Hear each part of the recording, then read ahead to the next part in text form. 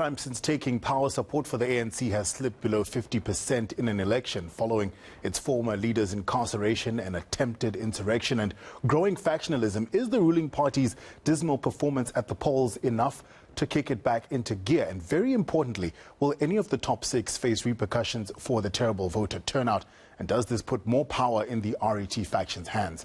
To unpack this, we're joined by political analyst Dr. Ntsikelelo Breakfast. Dr. Breakfast, thank you so much for your time. So, ANC President Cyril Ramaphosa has now presided over the ANC's worst election performance. Whether it's his fault or not, does this then give his detractors more ammunition? Yeah, I think the recent electoral performance of the African National Congress, it does put the Ramaphosa faction on the back foot. On the other hand, it gives the forces of RET an upper hand to argue its case and demand accountability, and use that also to take a swipe at the leadership that is currently holding power in the ANC. But at the same time, look, I've got nothing against Msholozi. I like him, I like his personality. But I think he's not arguing in good faith. I'll tell you why. Because the ANC started to have a downward electoral trajectory during his time. In 2014, in the general elections, I think the ANC stood at 62. And then in 2009, the ANC stood at 66. And during the time of former President Mbeki, the ANC had a two-thirds majority. So one can see clearly the downward electoral trajectory during his time, even at local government level. For the first time, when the ANC contested elections under him, the ANC stood at 66% in 2011, and then stood at I think 53 in 2016. So he really did not help the ANC to improve its electoral performance. So I don't understand now what's the issue when he's no longer there. Now he's demanding accountability. But even himself, he fell short of improving the electoral performance of the ruling party. Well, you know, the thing is, they could spin it this way and say, well, you know, the Cyril Ramaphosa faction said they were going to make things better, and look now, things have only gotten worse. So I was bad, but they are worse. Now, if the RET faction, if the RET faction now has more ammunition, who do they put forward as their candidate if they were to challenge the Ramaphosa faction? Well, there have been many names that have been mentioned in the media.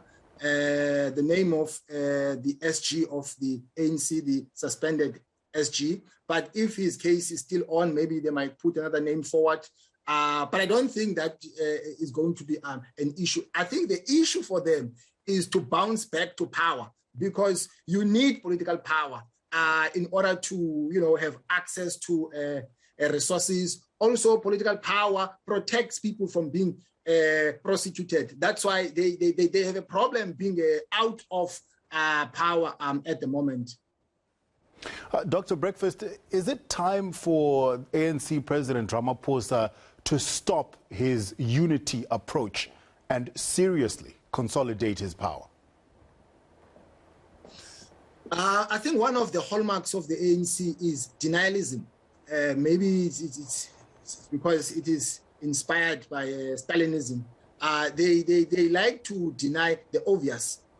It's an open secret that there is factionalism within the ANC, and that this notion of unity is something that cannot be achieved, because one can see clearly that both factions are pulling in different directions. But of late, you've seen some strategies of survival by the Ramaphosa faction with regard to the reshuffling that we have seen, trying to consolidate his bloc, his power. So yes, I think he's going to do that. In particular, you know, when the conference of the ANC is just around the corner. This is a bit radical, Dr. Breakfast, but let me ask you this. Is there any chance that Umsholozi could try and win back the ANC presidency? We know he can't be president of the country, but that doesn't stop him becoming president of the ANC. Well, there are many possibilities. One cannot rule that out. It's possible because he does have a stronghold for his faction in KZN and also other pockets of support throughout the length and the breadth of the country. But the issue of the bad electoral performance of the ANC is going to be used to unleash an attack at the current leadership of the ANC, that they have not done well in terms of improving the performance of the ruling party. Well, Dr. Breakfast, thank you so much for your time. We appreciate it. Interesting times ahead for the ruling party.